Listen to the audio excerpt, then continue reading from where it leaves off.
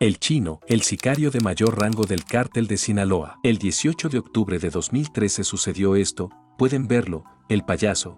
En los siguientes segundos este payaso asesinaría a Francisco Rafael Arellano Félix, el líder del famoso cártel de Tijuana y uno de los hombres más peligrosos de México en ese momento. Hoy sabemos que el payaso asesino fue José Rodrigo Arechiga Gamboa, el sicario de mayor rango del cártel de Sinaloa, mejor conocido como el Chino Anthrax. Y hoy os contaré su historia.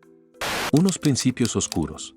El Chino tuvo una educación sorprendentemente normal y privilegiada. Nació el 15 de junio en la ciudad de Culiacán, el corazón del estado de Sinaloa en México. Su familia era muy querida y privilegiada, su padre era funcionario del gobierno y su madre era maestra. Sin embargo, hubo un problema desde el principio y tuvo que ver con los vecinos de El Chino, la familia que vivió al lado de Arechiga durante su infancia. Eran los Zambadas y si no te suena el nombre te lo explicaré en unos segundos. Ismael El Mayo Zambada García fue parte de las 4 personas que fundaron el cartel de Sinaloa, hace 35 años en 1987, cuando el Chapo estaba todavía activo. La única razón por la que no se oye hablar mucho de él era, porque a diferencia del Chapo que disfrutaba buscando ser el centro de atención, Zambada siempre había sido feliz siendo igualmente despiadado y una figura oscura. El Mayo Zambada tenía 3 hijos, Vicente Zambada Niebla, Ismael Zambada Imperial y Serafín Zambada Ortiz.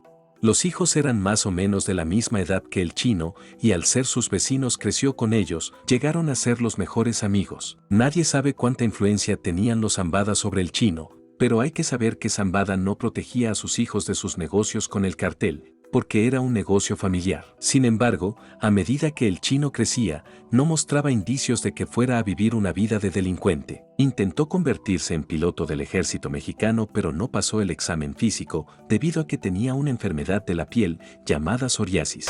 Así que el Chino cambió su enfoque hacia otras cosas, más específicamente decidió estudiar arquitectura en la universidad.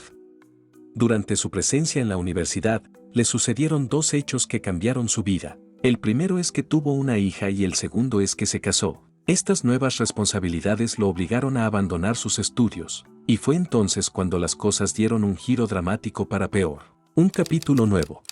La vida como padre y marido resultó ser increíblemente difícil para el Chino, y cuando se volvió imposible, recurrió a sus amigos de la infancia en busca de ayuda, los hermanos Zambada.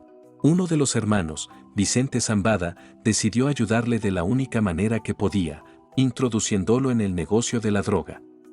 A el Chino se le encargaron primero tareas pequeñas, como conducir cargamentos y vigilar la mercancía hasta su destino, y cuando realizaba estas tareas a la perfección, Vicente le introdujo en el negocio del narcotráfico. Fue durante este tiempo cuando su creatividad entró en el foco de atención. Se le ocurrió un genioso método para pasar cargamentos de cocaína y marihuana a través de la frontera. Su plan consistía en crear una red de negocios legales que necesitaban envíos a América desde México, entonces él crearía varias empresas de camiones legales que entregaran esos envíos. De esta manera él podría pasar los camiones legalmente por la frontera, porque tenían la documentación apropiada y la policía no tendría idea de que toneladas de droga iban escondidas en cada camión. Sin perder tiempo, el Chino se convirtió en un jugador importante del cártel de Sinaloa y llamó la atención del padre de Vicente, el Mayo, el Zambada Mayor, quien comenzó a interesarse en él. En algún momento algo se derrumbó dentro de el Chino, porque fue entonces cuando empezó a mostrar necesidad de sangre. Se involucró voluntariamente en las partes más arriesgadas del cártel. En ese punto el Chino estaba dispuesto a asesinar gente, sin embargo fueron las cosas que hizo con los cuerpos de las personas que mató, lo que lo convirtió en una leyenda tristemente conocida. Los cuerpos como banderas de precaución eran colgados en puentes públicos a lo largo del territorio sinaloense, y el dicho en el pueblo era que cualquiera que muriera a manos de el Chino continuaba sufriendo en la otra vida. Como era de esperarse, el Mayo aprovechó el deseo de violencia del Chino y lo incorporó a sus sicarios personales, y lo más importante, lo convirtió en el guardaespaldas personal de Vicente Zambada. Los Anthrax. En 2008, el Chino fue retirado de sus funciones de guardaespaldas y se le encargó una nueva misión. Posiblemente más importante, había una guerra civil en curso dentro del cártel de Sinaloa. El Chino formó su propio grupo de sicarios y los llamó los Anthrax, en honor a la famosa bacteria mortal. Entre los miembros de su equipo estaban su mano derecha, N.E. Velázquez Valenzuela, conocido como el Sargento, Jesús Peña, Rafael Guadalupe Félix y otros. A cada miembro se le dio un anillo como jefe de este grupo de asesinos. El chino llegaría a ser conocido como el Chino Anthrax. El grupo tenía dos trabajos, el primero era proteger el Mayo Zambada, y el segundo era hacer la guerra contra cualquiera que se atreviera a cruzarse en su camino. Los miembros de los cárteles rivales se cansaron y comenzaron a eliminar a miembros del Anthrax. Incluso el ejército mexicano se unió a la fiesta.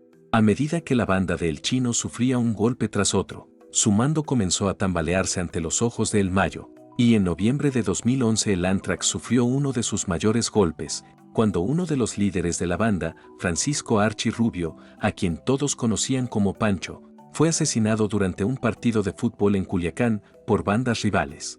La violencia que siguió se hizo cargo de diferentes ciudades en Sinaloa, cuerpos colgados de los puentes, civiles muertos a tiros en los patios, hubo violencia en todas partes. Mientras tanto el chino eligió un tema cuestionable, se convirtió en un influencer de las redes sociales, tan loco como suena y francamente no debería. Se convirtió efectivamente en un influencer de las redes sociales, ganó millones de dólares del cártel y como era de esperar gastó esos millones en coches de lujo, alquilando yates caros, compró relojes caros y casas.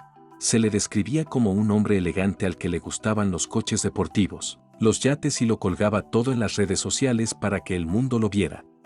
Incluso posó con famosos como Paris Hilton y, aunque pudo haber ocultado su cara para ocultar su identidad, las agencias de seguridad empezaron a darse cuenta de su historia y no tardaron mucho en encontrar la forma de atraparle. Aunque el chino podría haber hecho esfuerzos por ocultar su identidad, su famoso anillo de los Anthrax estaba en su dedo en todas las fotos, nunca se lo quitaba y esto le llevaría a su caída en 2013. El 31 de diciembre, meses después de asesinar al jefe del cártel de Tijuana, el chino decidió tomarse unas vacaciones, salió de México rumbo a Holanda y nada más aterrizar fue detenido por miembros de la policía holandesa. Un día antes, Estados Unidos había alertado a la frontera holandesa de la llegada a un ciudadano mexicano de 33 años, que además era un capo de la droga, y querían que fuera detenido. Así que nada más aterrizar lo identificaron y lo arrestaron. Sin embargo, el proceso de identificación no fue fácil, ya que el chino volaba con una identidad falsa, la identidad de un hombre muerto. También se había dejado crecer la barba y tenía cirugía plástica, pero lo que ayudó a las autoridades a identificarlo fue su famoso anillo que tontamente no quitaba de su dedo. El 10 de julio de 2014, el chino fue extraditado a los Estados Unidos. Al día siguiente fue acusado formalmente por cargos de drogas. Al principio fue cabezota y se declaró inocente de los cargos, pero después de varias pruebas el chino dio un giro de 360 grados. El 20 de marzo de 2015 se declaró culpable y admitió que había estado envuelto en envíos de cocaína y marihuana a los Estados Unidos y también en actividades violentas mientras trabajaba para el cártel de Sinaloa. Este cambio de opinión fue sospechoso y hubo muchas preguntas en ese momento. ¿Fue torturado? ¿Por qué estaba confesando de repente? ¿Qué oferta podrían haberle dado los fiscales? Al final de su juicio esa oferta se hizo bastante clara cuando se le dio una sentencia increíblemente baja, solo 6 años de prisión.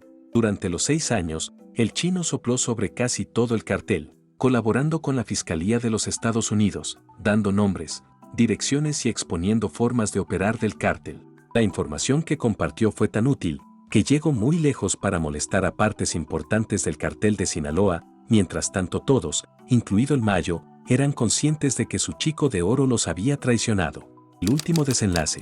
El 3 de marzo de 2020, el chino fue puesto en libertad condicional y bajo arresto domiciliario. Los términos de su libertad condicional lo limitaban a un radio de 500 metros de su casa. Sin embargo, unos meses después, escapó de su libertad condicional y regresó a Culiacán, a vivir con su hermana y su marido, como era de esperarse 10 días después. La hermana de El Chino y su esposo estaban en la casa cuando de repente unos asesinos enmascarados invadieron la propiedad y comenzaron a dispararles. El Chino respondió disparando, pero al final se quedó sin municiones y todos fueron tomados como rehenes. A la mañana siguiente el cuerpo de El Chino junto con su hermana y el marido fueron descubiertos en un todoterreno negro, con las cabezas cubiertas con una bolsa de plástico. Todos habían sido torturados y asesinados a tiros. Se especuló mucho sobre quién pudo haber ordenado este ataque. Sin embargo, fuera quien fuera, el ataque se produjo en lo profundo del territorio de Sinaloa, y no hay manera de que alguien pudiese haber lanzado un ataque de este tipo sin el permiso de El Mayo. El chino era un traidor que los había vendido, y por la ley del cartel, eso es imperdonable. Entonces, ¿por qué el chino dejó la seguridad de su libertad condicional en los Estados Unidos para volver a Sinaloa? ¿Realmente pensó que todo lo que había hecho sería tan fácilmente perdonado? O tal vez alguien le garantizó su seguridad a su regreso y fue traicionado al final.